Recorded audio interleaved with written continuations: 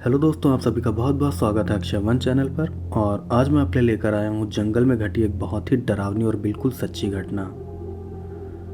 पर दोस्तों, वीडियो शुरू करने से पहले मैं अपने चैनल के सभी मेंबर्स को शाउट आउट देना चाहूँगा। तो Vagish Choubey, dream killer 808, the Uday, Nitin, shout out to all of you. और आप सभी का बहुत बहुत धन्यवाद मेरे चैनल की मेंबरशिप लेने के लिए। दोस्तों, अगर आप भी मुझे सपोर्ट करना चाहते हैं तो आप भी मेरे चैनल की मेंबरशिप ले सकते हैं। लेकिन दोस्तों, मैं एक बात आपसे बता देना चाहूँगा कि अगर आप फाइनेंशियली कैपेबल हैं तभी आप चैनल की मेंबरशिप लीजिएगा, वरना मत लीजिएगा। इसके अलावा आप मेरे दूसरे चैनल को भी ज़रूर सब्सक्राइब करिएगा। अपने दूसरे चैनल पर मैं बिल्कुल रियल मिस्टीरियस कंटेंट अपलोड करता हूँ। मेरे दूसरे चैनल का लिंक आपको इस वीडियो के डिस्क्रिप्शन में मिल जाएगा। ये था एक छोटा सा इंट्रो और अब आते हैं अपने आज के वीडियो पर। तो दोस्तों, आज जो भयानक घटना मैं आपको बताने वाला हूँ वो अमेरिका के ग्रीन माउंटेन नेशनल फॉरेस्ट में हुई थी। ये घटना एरिक नाम के एक शख्स के साथ हुई थी। तो आगे मैं आपको ये घटना एरिक के नज़रिए से ही बताऊंगा।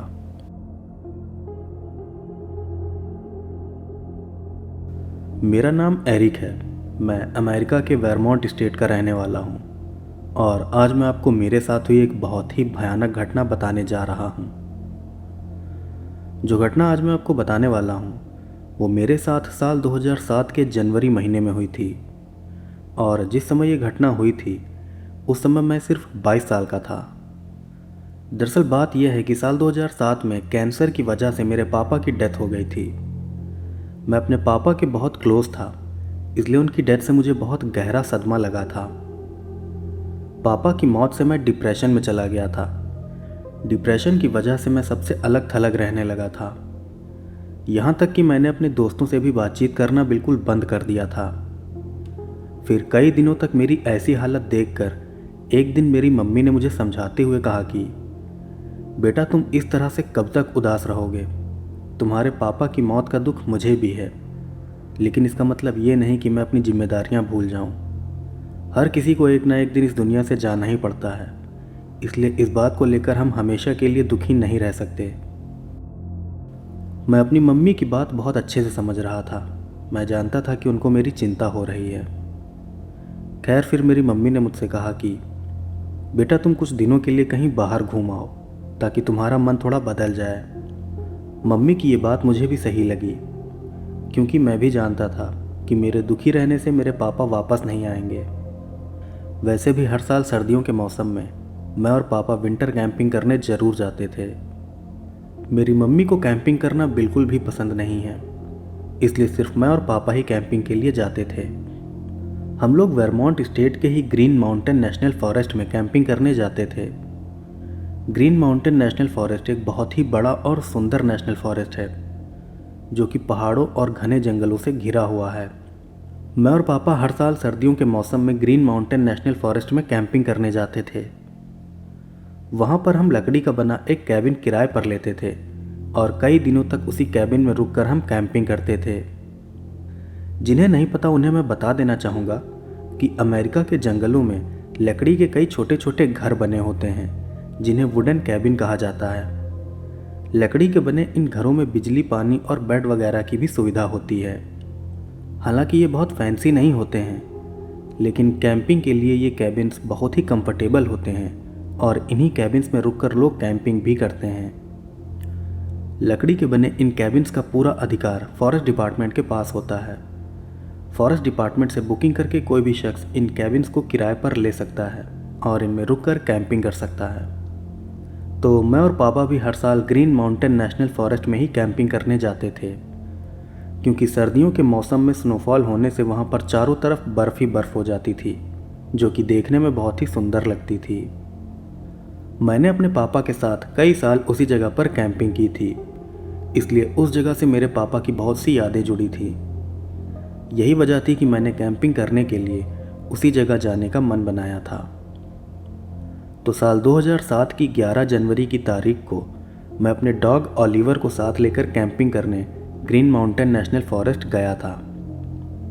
मैं आपको बता देना चाहूँगा कि उस समय मेरे पास हस्की ब्रीड का एक पालतू डॉगी भी था जिसका नाम ऑलिवर था।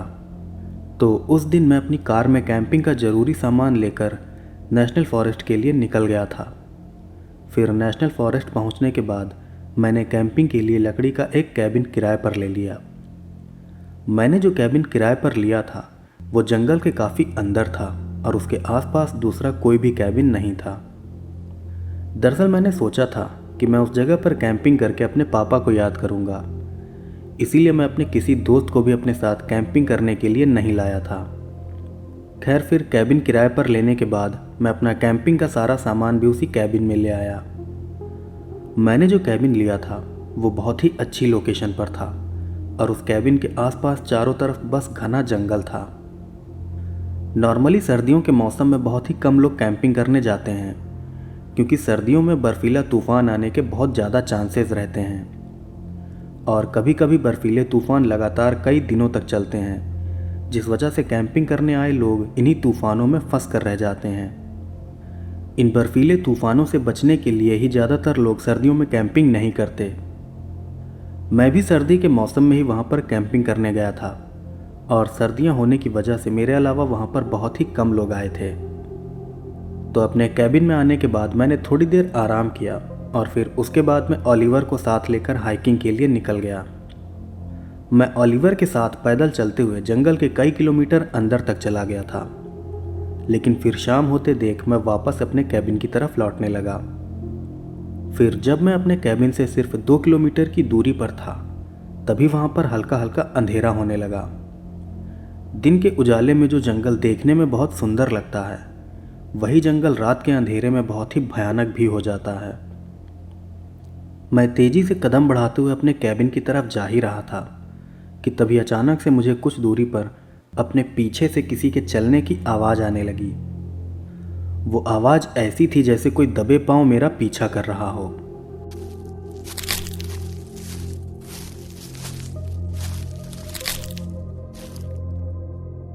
उस आवाज़ को सुनकर मुझे बहुत हैरानी हुई थी। इसके अलावा ओलिवर भी पीछे की तरफ देखकर बहुत तेज गुर्राने लगा था। फिर ओलिवर के गुर्राने पर मैं भी रुक गया और पीछे मुड़कर देखने लगा। लेकिन जब मैंने पीछे की तरफ नज़र घुमाई तब मुझे वहाँ पर कोई भी दिखाई नहीं दिया। जब मुझे अपने पीछे कोई भी नहीं दिखा तब मुझे लगा कि शायद वो कोई हिरन वगैरह होगा, क्योंकि उस जंगल में काले भालू से लेकर हिरन तक कई जंगली जानवर भी पाए जाते हैं। खैर, इसके बाद मैं ओलिवर को लेकर वापस से अपने रास्ते पर आगे बढ़ने लगा। फिर कुछ ही देर में मैं अपने कैबिन तक पहुंच गया। जब तक मैं अपने कैबिन के पास पहुंचा तब तक अंधेरा हो चुका था, इसलिए कैबिन में पहुंचने के कुछ देर बाद ही मैंने रात का खाना बनाने की तैयारी शुरू कर दी। फिर कुछ ही देर में मैंने खाना बनाकर खाया और साथ ही ओलिवर को भी खाना दिया। इसके बाद मैं कैबिन का दरवाज़ा अंदर से बंद करके सोने के लिए लेट गया। पूरा दिन हाइकिंग करके मैं बहुत थक गया था, इसलिए खाना खाने के बाद मैं सीधा सोने के लिए ही लेट गया था। मेरे साथ ही मेरा डॉग ओलिवर भी बेड पर ही सो रहा था। फिर जब मैं रात को सो रहा था तभी अचानक से ओलिवर उठा और उठकर वो ज़ोर ज़ोर से भौंकने लगा। ओलिवर कैबिन के दरवाजे की तरफ देखकर भौंक रहा था। मैं आपको बता दूं कि ओलिवर एक ट्रेन डॉग है और वो बेवजह कभी भी नहीं भौंकता है। ओलिवर के भौंकने का मतलब होता था कि या तो उसे भूख लगी है, या उसे टॉयलेट जानी है, और या फिर उसे आसपास कोई खतरा महसूस हुआ है। इसी वजह से ओलिवर के भौंकने पर मुझे लगा कि शायद उसे टॉयलेट करने बाहर जाना है। यही सोचकर मैंने कैबिन का दरवाज़ा खोल दिया ताकि ओलिवर बाहर जाके टॉयलेट कर ले। लेकिन जैसे ही मैंने कैबिन का दरवाज़ा खोला, वैसे ही ओलिवर बहुत तेज़ी से भागते हुए बाहर निकला और बाहर आकर वो जंगल की तरफ देखते हुए बहुत ज़ोर ज़ोर से भौंकने लगा। ओलिवर को इस तरह से जंगल की तरफ भौंकते देखकर मुझे लगा कि शायद उसने जंगल में किसी जानवर को देख लिया है, इसीलिए वो इतना एग्रेसिव हो रहा है। उस समय वहाँ स्नोफॉल भी हो रहा था, जिस वजह से ठंड भी बहुत ज़्यादा बढ़ गई थी। फिर मैं कैबिन के दरवाजे के पास ही खड़ा होकर ओलिवर के वापस आने का इंतज़ार करने लगा। लेकिन कुछ देर इंतज़ार करने के बाद जब मैंने देखा कि ओलिवर टॉयलेट नहीं कर रहा है, तब मैं उसको वापस कैबिन में बुलाने के लिए आवाज़ लगाने लगा। ओलिवर वापस आओ ओलिवर, कम इनसाइड। हैरानी की बात थी कि मेरे काफ़ी आवाज़ लगाने के बाद भी ओलिवर वापस कैबिन में नहीं आ रहा था। वो बस जंगल की तरफ देखकर भौंकता ही जा रहा था। ऑलिवर का ऐसा बर्ताव देखकर मैं सोच में पड़ गया कि आखिर उसने जंगल में ऐसा क्या देख लिया जो वो इतना पगलाया जा रहा है। इसके बाद मैं भी कैबिन के अंदर से अपनी टॉर्च लेकर आया और फिर मैं टॉर्च जलाकर उस तरफ देखने लगा जिस तरफ देखकर ऑलिवर भौंक रहा था। लेकिन अजीब बात थी कि टॉर्च की रोशनी में देखने पर भी मुझे जंगल के अंदर कुछ भी दिखाई नहीं दिया। फिर जब मुझे जंगल में कुछ भी नहीं दिखा तब मुझे लगा कि शायद ऑलिवर जिस जानवर पर भौंक रहा है वो जानवर अब वहाँ से जा चुका है। यही सोचकर मैं ऑलिवर को साथ लेकर वापस कैबिन की तरफ जाने लगा। लेकिन जैसे ही मैं अपने कैबिन के पास पहुंचा वैसे ही मेरी नज़र कैबिन के बाहर बने पैरों के निशानों पर पड़ी। बर्फ पर बने वो निशान किसी घोड़े के पैरों के निशान जैसे लग रहे थे। सबसे अजीब बात तो ये थी कि पैरों के वो निशान देखने में बिल्कुल ताजे लग रहे थे। ऐसा लग रहा था कि जैसे अभी कुछ देर पहले ही वो निशान बने हों। उन निशानों के पैटर्न को देखकर ऐसा लग रहा था कि जैसे कोई जानवर जंगल के अंदर से चलता हुआ मेरे कैबिन के पास आया हो और फिर वो वापस से जंगल में चला गया हो। इसके अलावा एक जो बहुत ही अजीब बात मैंने उन पैरों के निशानों में नोटिस की वो ये थी कि वो निशान देखने में किसी 4 पैरों वाले जानवर के नहीं बल्कि 2 पैरों पर चलने वाले किसी जीव के लग रहे थे। पैरों के वो निशान दिखने में बहुत ही अजीब थे, लेकिन मैंने सोचा कि शायद वो किसी हिरन के निशान होंगे। यही सोचकर मैंने उन पर ज़्यादा ध्यान नहीं दिया और फिर मैं ऑलिवर को लेकर कैबिन के अंदर आ गया। कैबिन में आने के बाद मैं अपने बेड पर जाकर सो गया। फिर अगले दिन सुबह जब मैं नींद से जागा तब मैंने देखा कि वहाँ पर बहुत ज़्यादा बर्फ़बारी हो रही है। बर्फ़बारी की वजह से मैं उस दिन हाइकिंग के लिए कहीं भी नहीं गया। वो पूरा दिन मैंने कैबिन के अंदर ही बिता दिया। फिर उसी दिन शाम को मैं अपने कैबिन के पोर्च में आराम से बैठकर कॉफ़ी पीते हुए बर्फ़बारी देख रहा था। मैं आपको बता दूं कि हर कैबिन के बाहर एक छोटी बालकनी जैसी खुली जगह होती है जिसके ऊपर छत भी बनी होती है। इस जगह को ही कैबिन का पोर्च कहा जाता है। तो उस दिन शाम को मैं कैबिन के पोर्च में बैठकर कॉफ़ी पीते हुए स्नोफॉल देख रहा था कि तभी अचानक से मुझे ऐसा महसूस होने लगा कि जैसे कोई जंगल के अंदर से मुझे देख रहा है। हालांकि उस जगह पर दूर दूर तक कोई भी दूसरा इंसान नहीं था, लेकिन तब भी ना जाने क्यों मुझे ऐसा लग रहा था कि जैसे जंगल के अंदर से कोई मुझ पर नज़र रखे हुए है। फिर जैसे ही मुझे महसूस हुआ कि कोई मुझे जंगल के अंदर से देख रहा है, ठीक उसी समय ऑलिवर भी मेरे पास आकर जंगल की तरफ देखते हुए भौंकने लगा। ऑलिवर के भौंकने पर मुझे लगा कि शायद फिर से कोई जंगली जानवर मेरे कैबिन के पास आ गया है। उस समय तक काफ़ी अंधेरा भी हो चुका था, इसलिए तब मैंने कैबिन के बाहर बैठना ठीक नहीं समझा और फिर तुरंत ही मैं ऑलिवर को लेकर कैबिन के अंदर आ गया और कैबिन का दरवाज़ा अंदर से बंद कर लिया। फिर कैबिन में आकर मैंने और ऑलिवर ने खाना खाया और फिर खाना खाकर मैं अपने बेड पर जाकर सो गया। फिर रात को जब मैं सो रहा था तभी अचानक ऑलिवर के भौंकने की आवाज़ से मेरी नींद खुल गई। नींद से उठते ही मैंने देखा कि ऑलिवर कैबिन के दरवाजे की तरफ देखकर भौंक रहा है। ये देखकर मुझे लगा कि शायद ऑलिवर को टॉयलेट करने बाहर जाना है। यही सोचकर मैंने कैबिन का दरवाज़ा खोल दिया। फिर जैसे ही मैंने दरवाज़ा खोला वैसे ही ऑलिवर बहुत तेज़ी से भागता हुआ कैबिन के बाहर चला गया और बाहर जाकर वो जंगल की तरफ देखकर ज़ोर ज़ोर से भौंकने लगा। उस समय भी बहुत तेज बर्फबारी हो रही थी। खैर फिर ऑलिवर को इस तरह से जंगल की तरफ भौंकते देखकर मुझे लगा कि शायद फिर से कोई जंगली जानवर मेरे कैबिन के पास आ गया है। इसके बाद मैं भी अपनी टॉर्च लेकर कैबिन से बाहर निकल आया। फिर बाहर आकर मैंने अपनी टॉर्च उस तरफ करके जला दी जिस तरफ देखकर ऑलिवर भौंक रहा था। फिर टॉर्च की रोशनी में मैंने कुछ ऐसा भयानक नज़ारा देखा जिसकी मैंने कभी कल्पना भी नहीं की थी। दरअसल टॉर्च जलाते ही मैंने देखा कि जंगल के अंदर एक पेड़ के ऊपर एक बहुत ही भयानक और अजीब सा जीव बैठा हुआ है। वो जीव दिखने में बिल्कुल किसी आदमी जैसा था, लेकिन पक्के तौर से वो कोई आदमी नहीं था।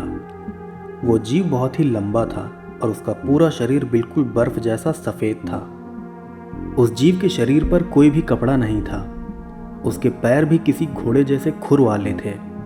उस जीव की आंखों की जगह पर 2 काले गड्ढे थे और साथ ही उसके हाथों की उंगलियां भी बहुत ही लंबी थी। वो जीव अपनी लंबी लंबी उंगलियों से पेड़ की डाल पकड़कर पेड़ पर बैठा हुआ था। सबसे डरा देने वाली बात तो ये थी कि उस अजीब जीव पर टॉर्च की रोशनी पड़ने के पहले से ही वो जीव सीधा मेरी तरफ ही देख रहा था।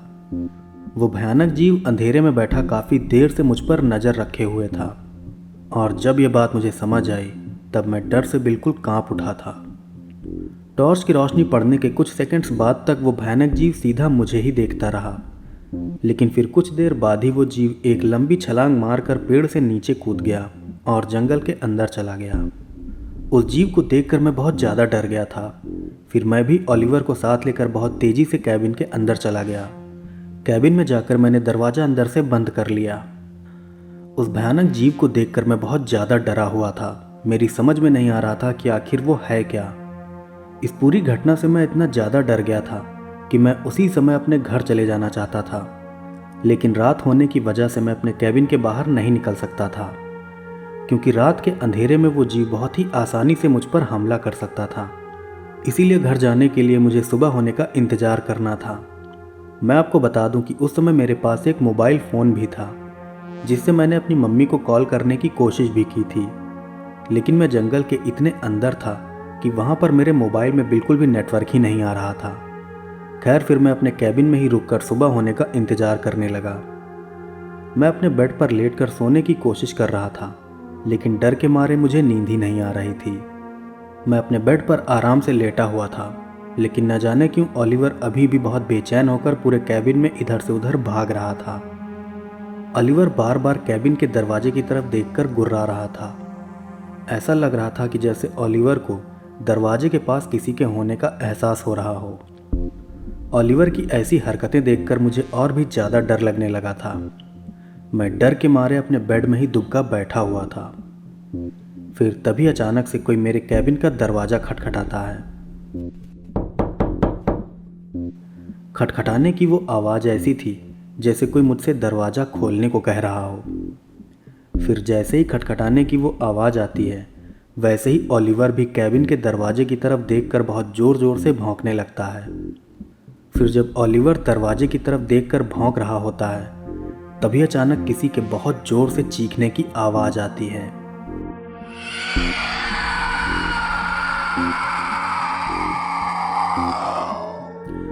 चीखने की वो आवाज़ बहुत ही भयानक थी, और डरा देने वाली बात तो ये थी कि वो आवाज़ मेरे कैबिन के बिल्कुल पास से आई थी। चीखने की उस भयानक आवाज़ को सुनकर ओलिवर भी बहुत डर जाता है, और फिर वो भागकर मेरे पास आ जाता है। उस आवाज़ से ओलिवर इतना ज़्यादा डर गया था कि वो डर के मारे कांपने लगा था। ओलिवर की ऐसी हालत देखकर मैं भी डर से कांप उठा था। उस समय मेरे दिमाग ने डर के मारे काम करना ही बंद कर दिया था। तभी फिर कुछ देर बाद मुझे कैबिन की छत पर किसी के चलने की आवाज़ आने लगी।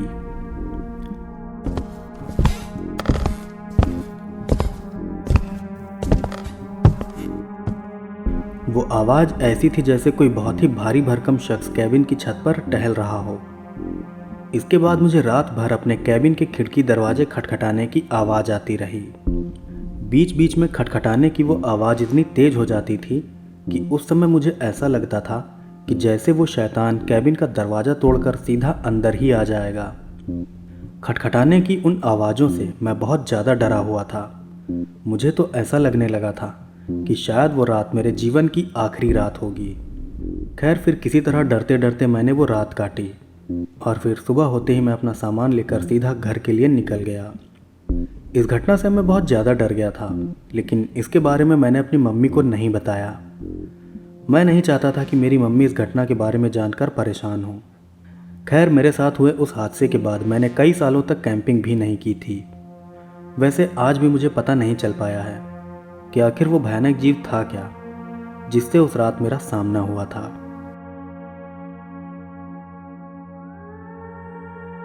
तो दोस्तों, ये थी आज की रियल हॉरर स्टोरी, और मैं आपको बता दूं कि जिस जीव का सामना हुआ था इस शख्स से जिन्होंने ये घटना शेयर की है, उस जीव का हुलिया काफ़ी कुछ रेक या कहें कि क्रॉलर से मिलता है। अगर आप क्रॉलर के बारे में नहीं जानते हैं तो मैं क्रॉलर क्रीचर के ऊपर जो मैंने अपने पुराने वीडियोस बनाए हैं, मैं उनका लिंक आपको डिस्क्रिप्शन में दे दूंगा। आप उनको देख लीजिएगा तो आप जान जाएंगे कि क्रॉलर क्या होता है। और क्रॉलर को देखे जाने की घटना अभी जल्दी अमेरिका में हुई थी। वैसे तो इसको देखे जाने की कई घटनाएं हो चुकी हैं, लेकिन अभी हाल ही में एक पहाड़ पर चढ़ते हुए देखा गया था एक बहुत ही अजीब से जीव को, और उसकी रियल फ़ोटो भी मैं आपको दिखाऊंगा, क्योंकि जिस शख्स ने उस जीव को चढ़ते हुए देखा था उसने उस जीव की फ़ोटो भी खींच ली थी। तो मैं आपको स्क्रीन पर उस जीव की फ़ोटो दिखा देता हूँ, आप देख सकते हैं। मैं जूम करके भी दिखा देता हूँ। जिस तरह का प्राणी आप देख रहे हैं पहाड़ पर चढ़ते हुए, ये क्रॉलर होता है, जो कि अमेरिका में और रशिया वगैरह में भी पाया जाता है। ये जीव ज़्यादातर इंसानों को डराता है, उन्हें मारता नहीं है। ये थी आज की क्रॉलर की स्टोरी, और मैं उम्मीद करता हूँ कि ये स्टोरी आपको ज़रूर पसंद आई होगी। तो अगर आप मेरे चैनल पर नए हैं तो प्लीज़ आप इस चैनल को सब्सक्राइब कीजिएगा। अगर आपको स्टोरी पसंद आई हो तो प्लीज़ आप इस वीडियो को लाइक कीजिएगा और कमेंट करके बताइएगा कि आपको ये स्टोरी कैसी लगी और नेक्स्ट वीडियो आप किस स्टोरी पर चाहते हैं। तो बस दोस्तों, मिलते हैं आपसे अगले वीडियो में, तब तक के लिए जय श्री कृष्ण।